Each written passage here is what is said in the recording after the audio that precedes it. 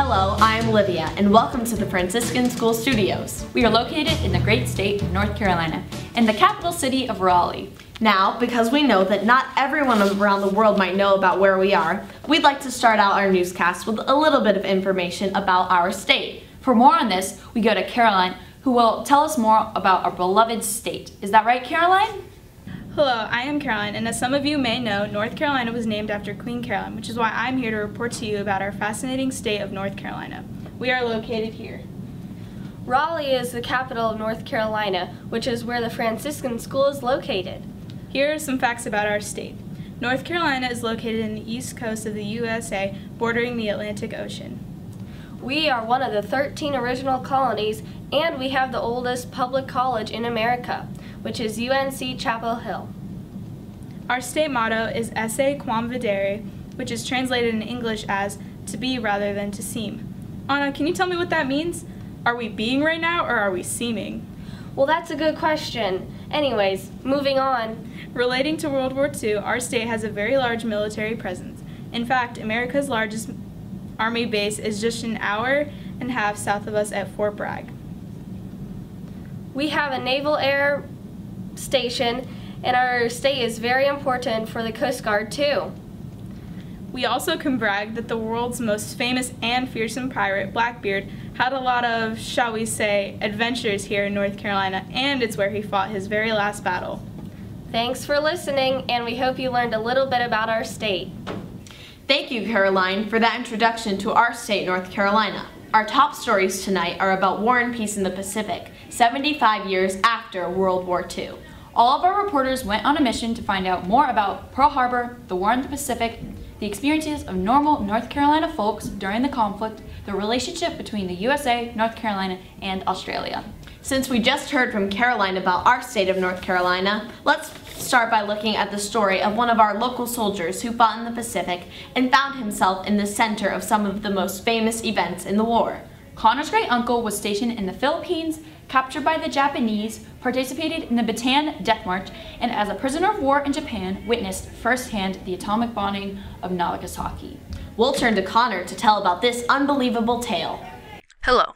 Today I'm going to tell you about my great-great-uncle, Arthur Ray Buchanan. He lived in Bakersfield, North Carolina, and joined the U.S. Army Air Corps. Ray was a soldier in the 27th Bomb Group of the 91st United States Army Air Corps. He was stationed in the Philippines before the war in the Pacific began.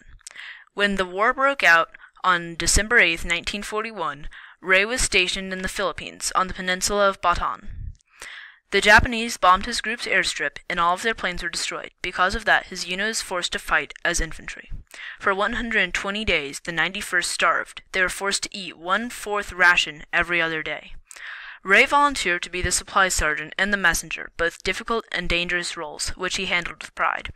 As messenger, he was sent to deliver the records of the unit to a base where they would be sent to the mainland United States. On his way there, he was befriended by a fellow soldier who later sacrificed his life for Ray. Ray, soon after losing his friend, was approached by a group of natives who told him they were going to take him to join the guerrilla fighters. As he was with these kind-hearted natives for 5 days before being captured by an English-speaking, American-born Japanese officer. He was made to march to San Fernando as part of the Bataan Death March. Ray later recalled being helped along the way by Lieutenant Arthur G. Hilly and Samuel Dillard. Together, the trio was forced to watch people killed, march over dead bodies, and endure tortures for 8 days with no food, very little water, and no rest. Ray believes that the only thing that kept the men marching was hate and anger. Ray eventually made it to San Fernando. This began the 38 months Ray spent as a prisoner of war. Ray spent time in Camp O'Donnell and Camp Cabanatuan before escaping, being recaptured, and being punished. He was then shipped from Manila to Japan, where he was imprisoned at Camp No. 17, Fukuoka. Lastly, he did forced labor in the Mitsui coal mines near Nagasaki. He was in Nagasaki when the atom bomb was dropped, and Ray recalls being overjoyed when he and his comrades realized that the bomb was dropped by their American brothers. He survived and was brought aboard the USS Missouri to return home and rejoin his family in the mountains of North Carolina. He was aboard the ship when the treaty that legitimized the surrender of Japan was signed that ended World War II. Thank you very much.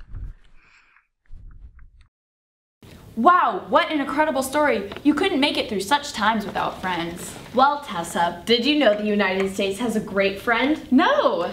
Well, we do. It's Australia.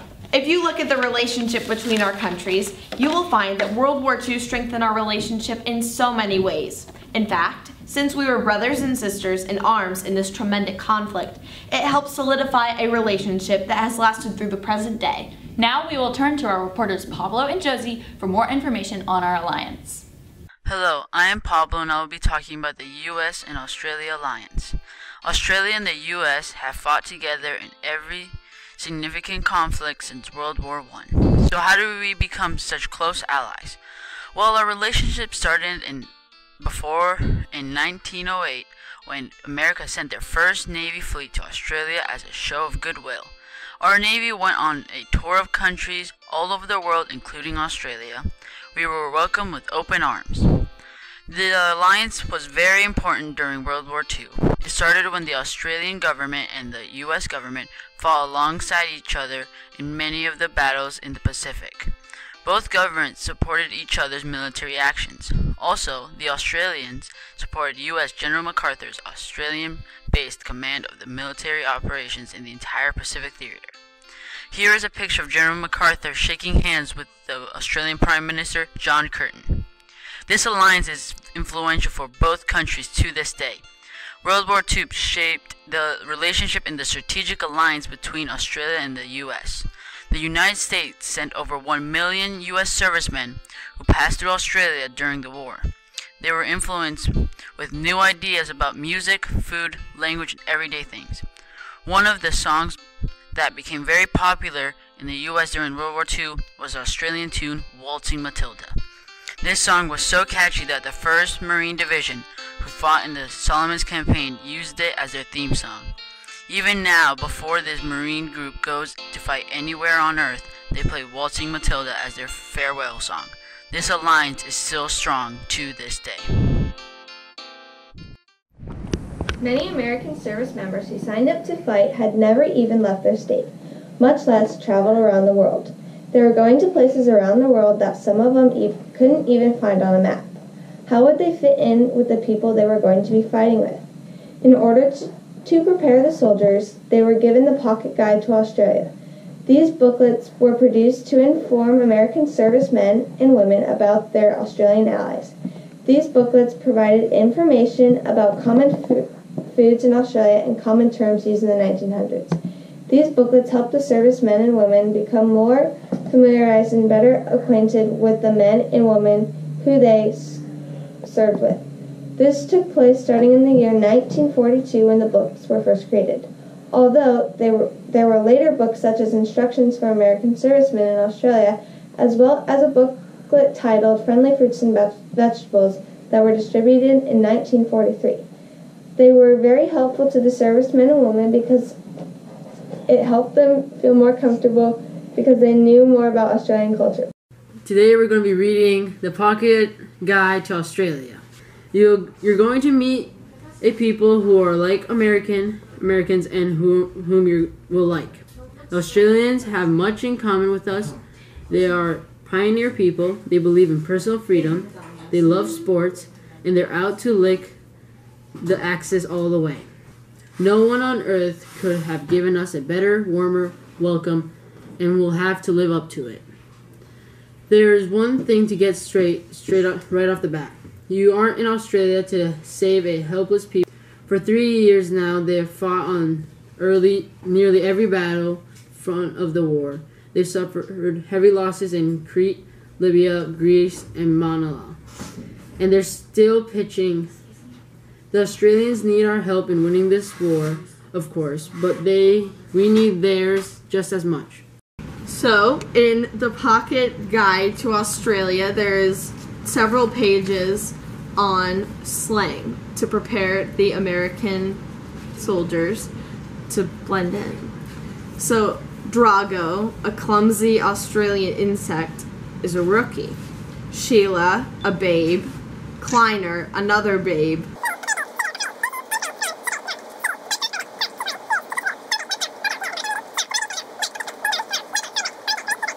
Wowzer, stuffed shirt or sourpuss. Cow, it stinks.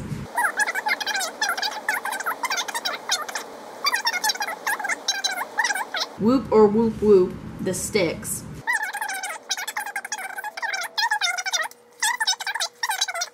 Oscar, Ash, or Oscar is hard cash. Plates of meat mean feet.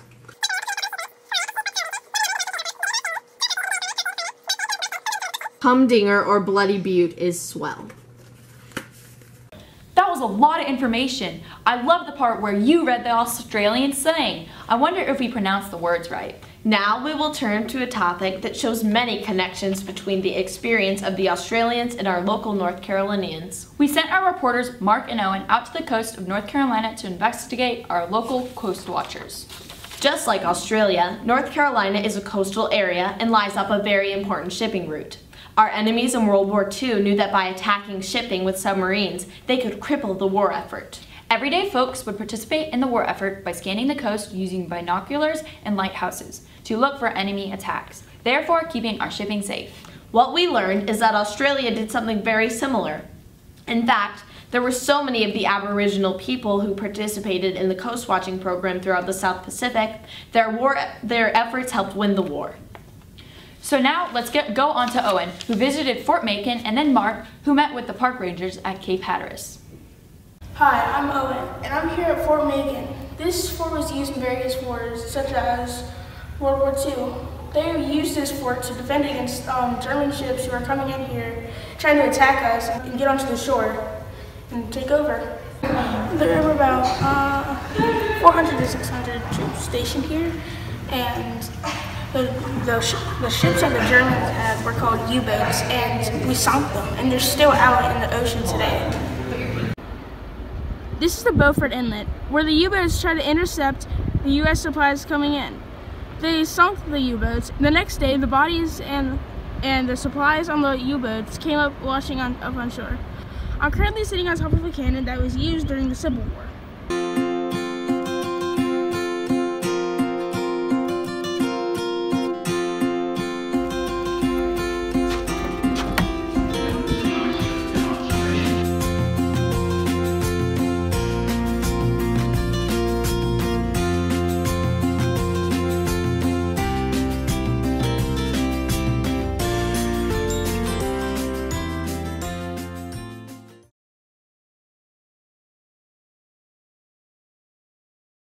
Yeah, so the most active portion of World War II here off the coast of North Carolina was 1942, more specifically the first 6 months of 1942. Late 1941, the United States still hadn't entered the war until Japanese attacked Pearl Harbor. Germany was the German Navy was under standing orders to not really bother with American flag ships of any kind until the United States entered the war on December 11th, 1941, after war was declared.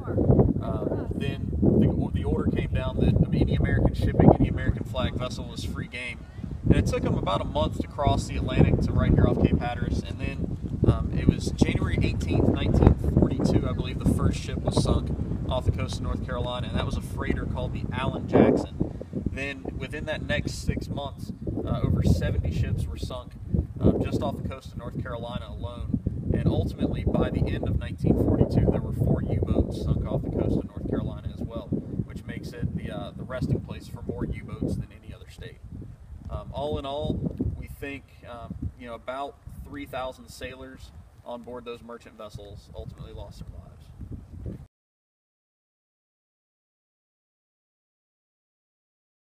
My name is Mark Burns, and I'm standing here with... Hi, Matt Karakopoulos. And he's a park ranger at the Cape Hatteras Lighthouse. So, what was life like for residents of the Outer Banks? Life back during World War II for residents of the Outer Banks was pretty terrifying, actually.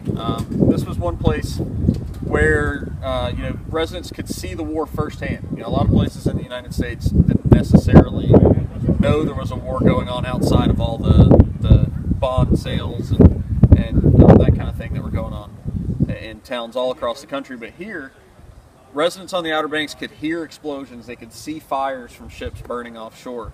The German U-boats were right here, sometimes within sight of the beach. and residents knew they were here, but they were kind of asked to keep quiet, and a lot of times they were under blackout conditions at night as well. So it was overall a pretty scary time. They would find, oftentimes they would have bodies washing up on the beaches. They would have all kinds of stuff from the cargo ships being torpedoed, washing up on the beaches. So it was a very real thing here, and something that caused a lot of concern for islanders.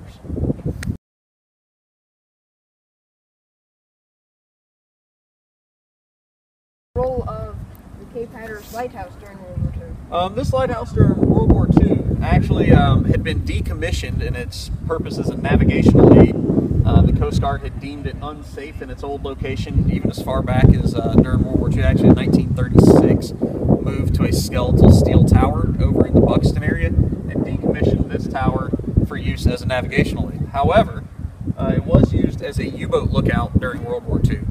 There would be Coast Guardsmen that would climb up, sit on the balcony, and look out for U-boats to try and spot them. None were ever recorded as being spotted from the top of the lighthouse, but that was its sort of unofficial use during World War II because it had actually been decommissioned prior to that. The light over in on the Buxton Skeletal Tower was burning throughout the war, which was one thing that a lot of German U-boat captains actually referenced in their logbooks as being a welcome sight after their crossing of the Atlantic, and they knew they were in good hunting grounds when they saw the beacon from the Cape Hatteras light. Unfortunately, it led to the demise of some merchant ships because the German U-boats would actually sit outside of where the ships were passing, and whenever the light swept across those ships at sea, it silhouetted those ships, and it made it almost as easy as spotting them during the daytime. A few of our reporters also headed to the coastal city of Wilmington, North Carolina. Reporters Pablo, Josie, and Matthew went to the USS North Carolina, and the two of us were lucky enough to tag along. The USS North Carolina is a battleship that fought in every single ship-sea battle in the Pacific and was the most decorated U.S. battleship in World War II. And it was named after our state. For more on this topic, we go out to Wilmington. Hi, we're here on the USS North Carolina battleship. She fought in every major Pacific battle in World War II.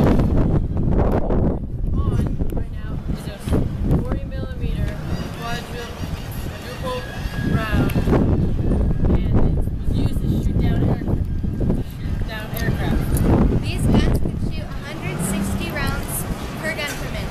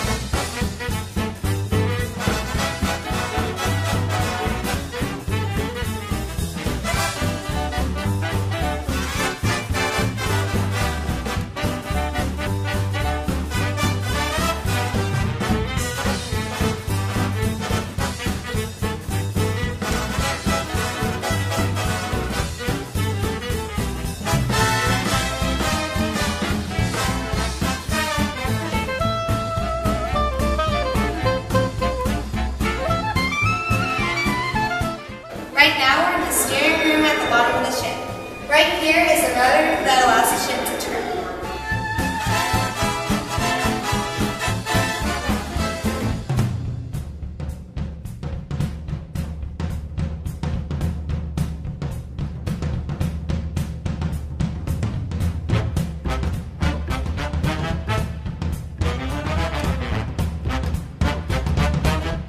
Keeping a diary that day. So he said, today I'm starting this log on events happening in the Southwest Pacific.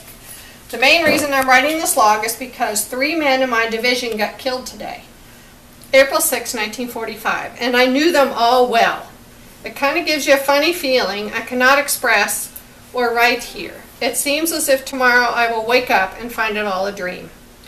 I came so close to getting hit myself that I feel as if I were guarded by something I cannot explain.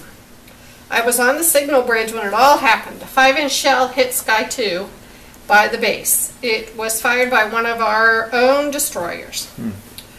I could hear the shrapnel hit against the steel on the side of me. Bren, Chief Fire Controlman, 21 years old, was killed from the shrapnel of the shell. You write shrapnel, but shrapnel of the shell. It went through his left side and left leg. He was on Director 6, right below Sky 2. The best guy you ever want to meet. Watson, Fire Controlman First Class, was killed. And it gets a little graphic, so maybe I won't read that.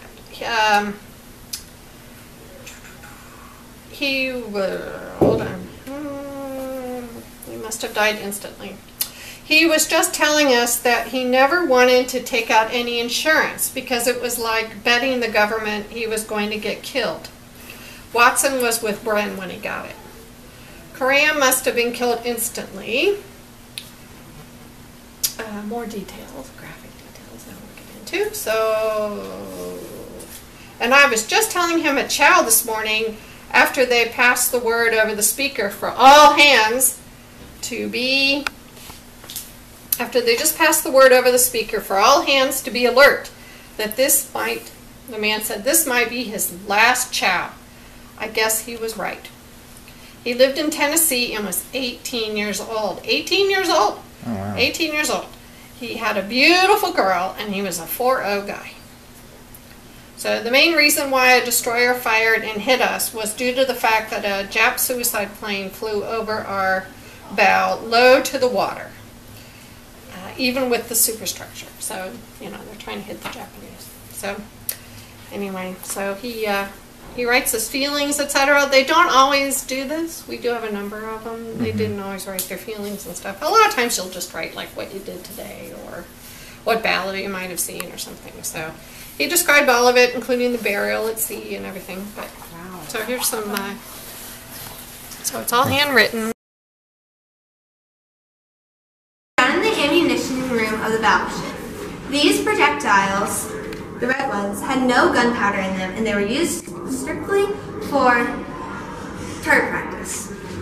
These yellow ones were not used for target practice. These were used in battles. They do have ammunition in them. They do have gunpowder in them, and they were used for armor piercing. Some of them have yellow caps on them, like this one right here.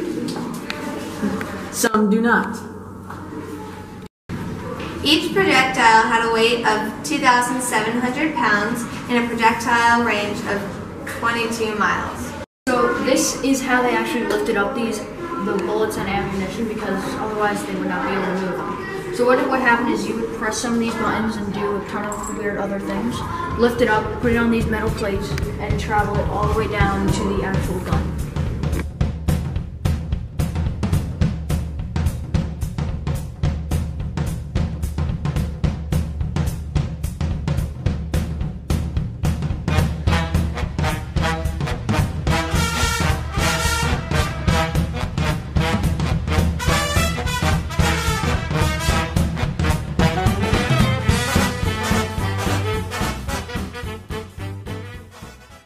I'm going to speak for the both of us and say that the USS North Carolina was an amazing place to visit. We especially want to thank Mary Ames, the historian on the battleship, who let us explore the collection of artifacts from World War II. Now let's take a trip to the past and visit the home front. While soldiers and sailors were fighting across the world, the people who were here in America also did their part. Both Livy and I did research on this topic and had lots of fun researching it. Hello. One of the main topics we researched is life on the home front during World War II. We have divided our research into some main parts. Here first is some information on rationing. America has always been a land of great abundance, but we quickly fell into shortages during the winter of 1941 to 1942. By 1943, it was the citizens' duty to cut back on most basic items and only buy what was absolutely necessary. Some items that were rationed were rubber.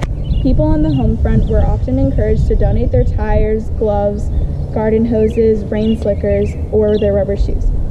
The military was in dire need of fuel, so the families at home had to work with less, as to the fact that fuel was rationed by 1942, an exception of doctors who made house rations. Schools held drives for metal, paper, and cans. Actress Rita Hayworth even announced she was harvesting a bumper crop for Uncle Sam. Victory gardens were common on the home front. They avoided rationing limits and saved food for soldiers by growing gardens in backyards, empty lots, and rooftops. Women also worked in the home front. Many women helped not only at home, but in factories. Although after the attack on Pearl Harbor, more women decided to join the workforce. Most women ages 18 to 40 were engaged in some type of national service. Even propaganda leaflets urged women to participate in the war effort. One of the most inspirational posters was of Rosie the Riveter with the caption, "We can do it." This poster inspired women to join the workforce. As men joined the war effort, they left their jobs. Hello, as many of you may know, entertainment is a crucial way in keeping the soldiers happy for the war efforts. The entertainment did not take part in the fighting, but participated in many other peaceful ways. There were many forms of entertainment that ranged from cartoons to sports, all the way from dancing and Broadway shows. Betty Grable was famous for her legs in pinup photos. She was in many Broadway films and movies which were very popular among the soldiers. Some films that she was in were How to Marry a Millionaire and other classic films. Cartoons were also very popular form of entertainment during World War II. People like Bugs Bunny and Captain America would be used to promote helping the cause. Finally, Hollywood made a large contribution toward making movies about the war. These movies would promote patriotism and would bring up people's moral standards. Hollywood men, women, and even some fictional characters largely contributed to moral and amusement during the war.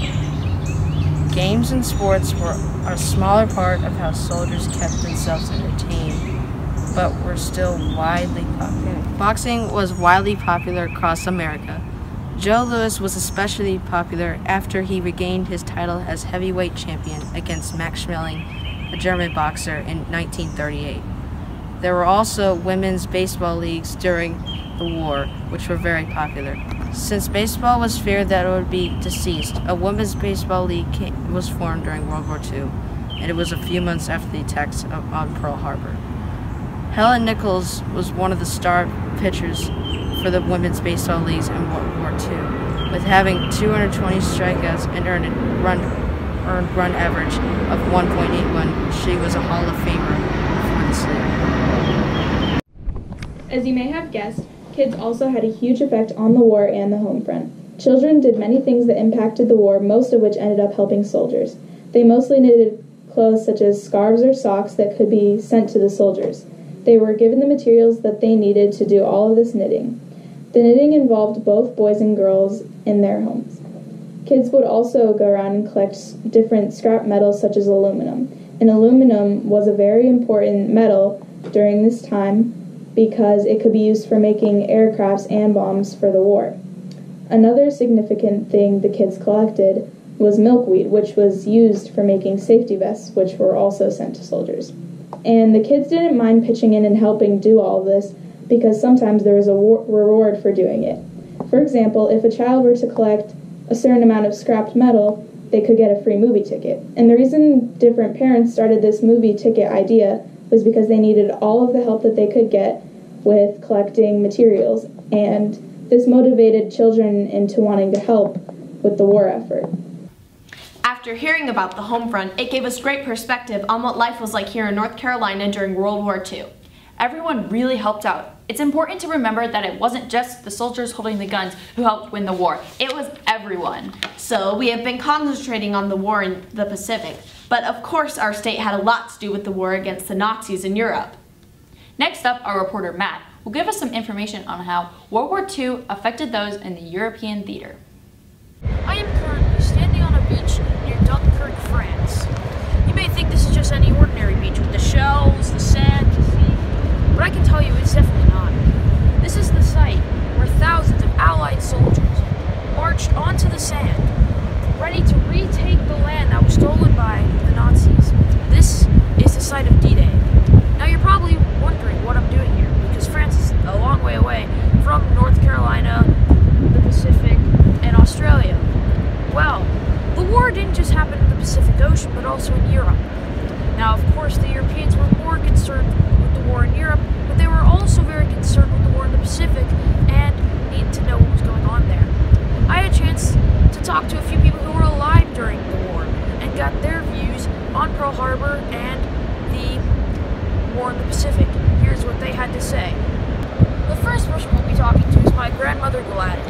She was 15 when she entered the British Land Army, and today she is 93.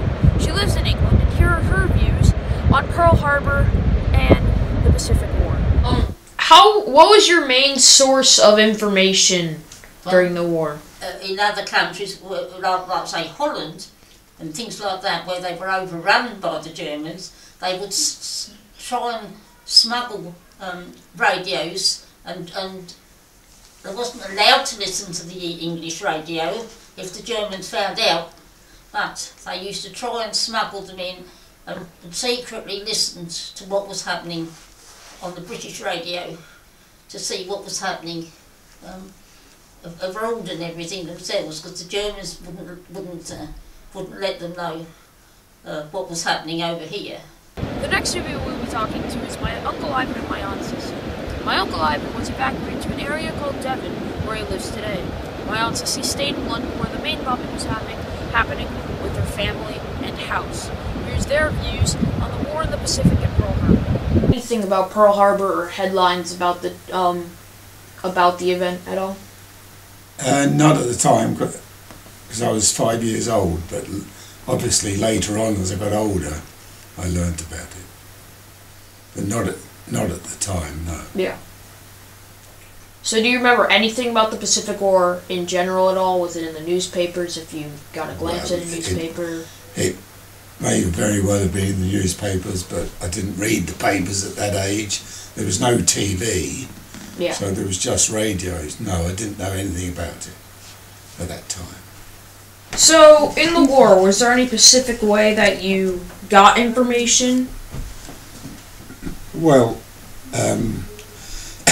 with no TV, there was just radio, but I wouldn't say that I took much notice of the radio.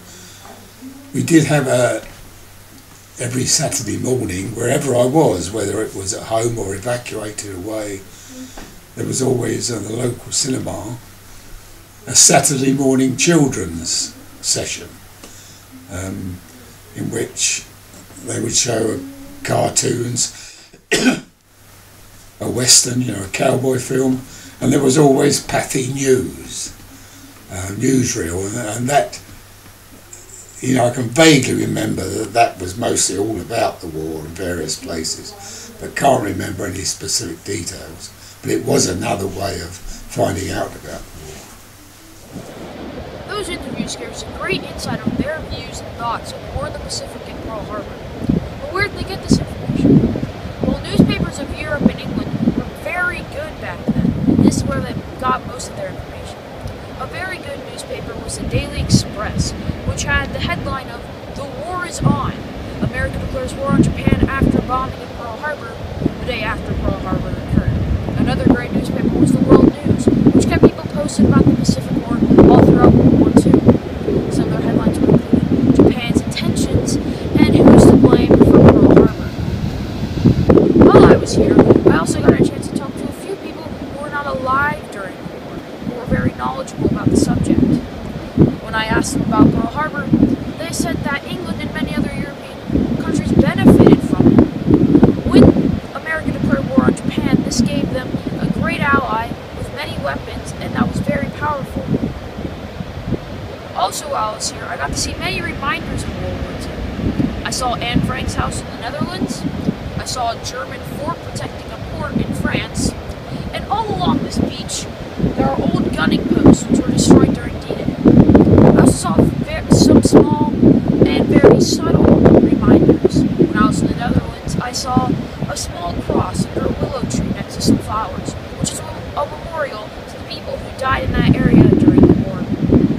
Now, I knew the effect that the war had on this area, stayed with them for a very long time, but I never knew it was still with them and still going strong.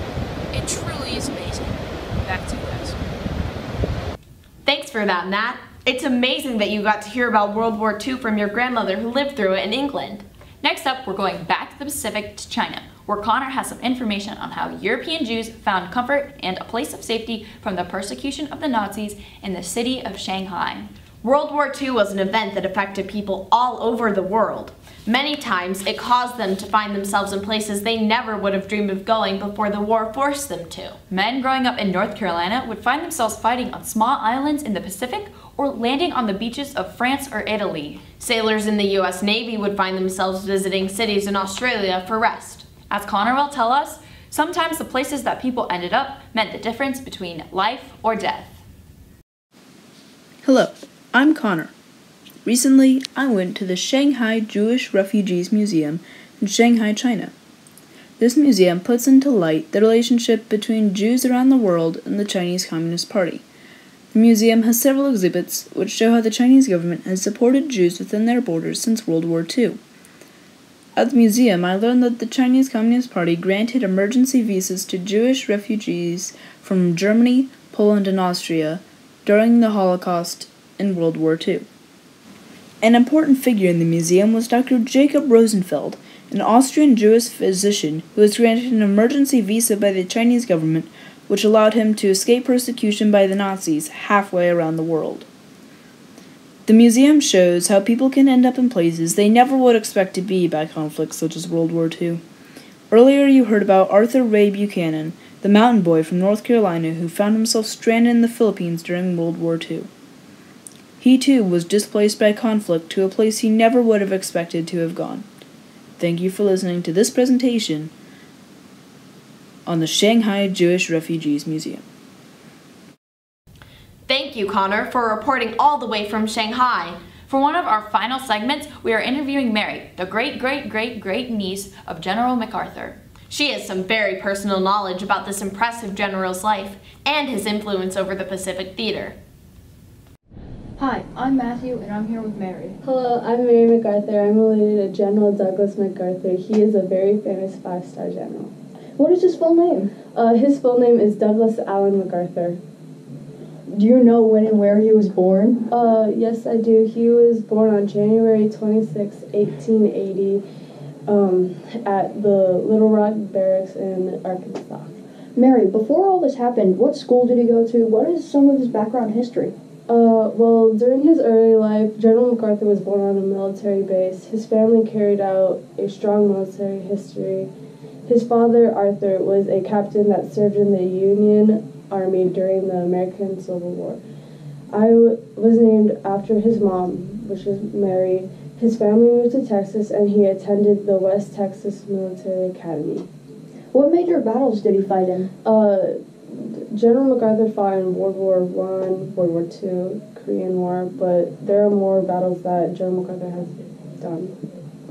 What was he in the military again? When he was in the Army, he started off as a junior officer, then became a commander. He was a superintendent. He got promoted as general, and then he got selected as Army Chief of Staff. How long did he serve in the military for? He served in the military for 61 years. During World War II, what was his first operation on? The first ever operation he has ever done was called Operation Cartwheel. He launched Operation Cartwheel to isolate Rabaul, which is an island in the Pacific. During this time, he was in Australia working with the Army. Is this how the Aussie and U.S. relationships got formed? Yes. Where did he live while he served? When MacArthur was serving in the military, he moved to a lot of places. Some were like the Philippines, Pacific, Japan, and Korea. Did he win any major medals for his service? The biggest medal that he has ever won was the Medal of Honor. The Medal of Honor is the most prestige and highest medal earned. Are you proud of being someone related with this accomplishment? Yes, I am very proud to say that my great uncle is General MacArthur, and he is a man of great powers. Was he appreciated by his soldiers? He was appreciated by his soldiers because he was a noble leader. How interesting. When you said he carried out a strong family military history, will you join the Army to keep this going? Of course I will, because my dad served in the military for 16 years, and my grandpa was in the Marine Corps, and I want to carry it out. Yes, thank you for talking about your ancestors, and we hope that we get to see you again. It's amazing that we had the chance to learn more about General MacArthur from one of our own reporters. So now we've heard so many personal stories from our reporters, let's take a look at what people were saying about World War II as it was actually happening. We're going to take a look at some of the newspapers and examine primary sources that were made right as the war was happening. Hi, I'm Matt. Hi, and I'm Mary. The 48th anniversary of Pearl Harbor in 1999 was a great memorial for this great newspaper, the Herald Sun. They decided to interview a few people who were at the battle in Hawaii, and they are local citizens in North Carolina. We have the newspaper right here, and it was made in December 5th, 1999. Our first interview was with Jimmy Poe. Ever since a young age, he had an itch to travel and decided to join the Army and ended up stationed in Hawaii. He was there during the battle and saw many Japanese planes fly over and heard many explosions. At first he thought it was an air show, but then later learned of the battle and the great losses. And we also have a young girl named Elizabeth. She was 15 at the time. She went home with some friends after school, and her mom told her that there was going to be a war. She was confused at the time, and her mom told her that all the boys are going to go to war. She then went to St. Mary's College in Raleigh, North Carolina, and transferred to UNC Chapel Hill. She was a nurse's aide during the war in the Pacific and helped many soldiers.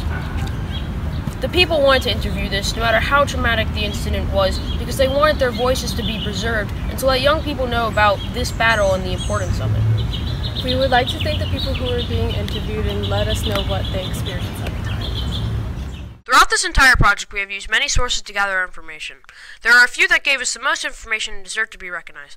The first source we should recognize is the Herald Sun newspaper. Today is no longer printing newspapers and only runs an online website. This was a great source of information that we heard Mary and I talk about. Next, we'll turn to the evidence from the war itself. This is an autographed book. These often contain letters from military men to the women they danced with. Some women received multiple marriage proposals or wrote letters to several boyfriends. This one particular gal had almost 16 boyfriends and several fiancés. The woman often felt bad for the men who were on leave or going to war, and she never thought that she would see them again. They wanted to make the men feel special, and they were forced to fight and be away from home for months at a time. The gal didn't want to reject a guy who was going to war's feelings, so they felt obligated to accept proposals and write letters.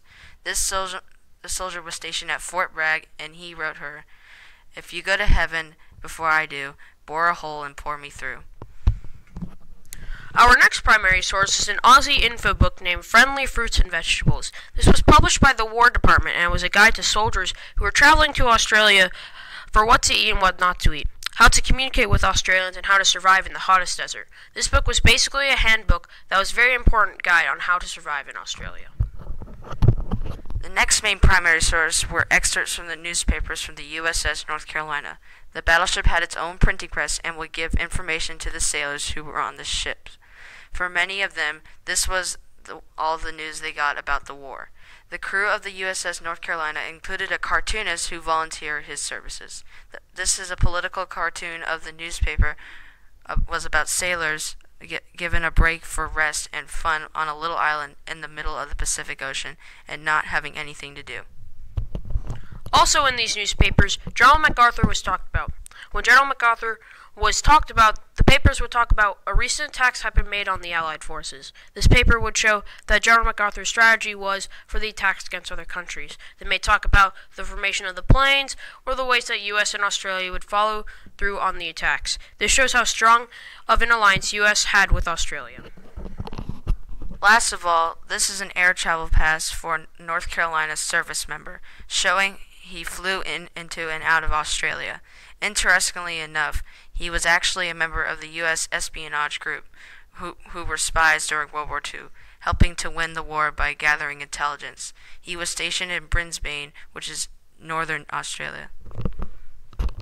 Oh my, that was amazing. I learned so much from all those primary sources. I think it was an awesome explanation for Pearl Harbor, and especially to see how people keep thinking about it and telling the stories years and years later, just like we're doing. The thoughts and insight of everyone has given to this project was marvelous. We would like to thank many people, including Matthew Peak, North Carolina State Historian, Mary Ames Booker, Curator of the Historical Collection of the USS North Carolina, U.S. Park Rangers, Joe Daly, Video Consultant, and of course the people from the Australian Maritime Museum for putting this project together. All of these people allowed this video to become as relevant and as interesting as it is now, so thank you very much and have a good day. This is the Franciscan School signing off.